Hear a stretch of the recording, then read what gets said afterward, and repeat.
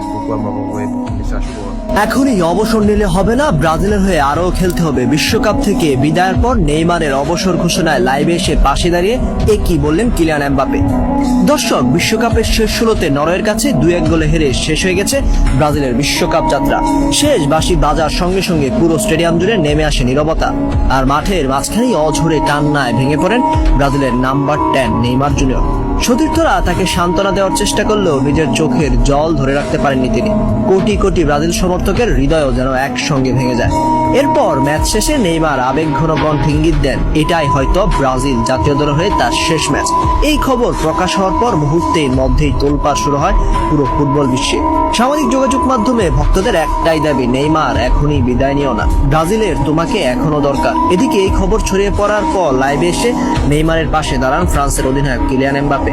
তিনি বলেন, নেইমার এখনো অবসর নেওয়ার সিদ্ধান্ত নিও না, ব্রাজিলের জার্সিতে তোমার এখনো অনেক কিছু দেওয়ার বাকি আছে।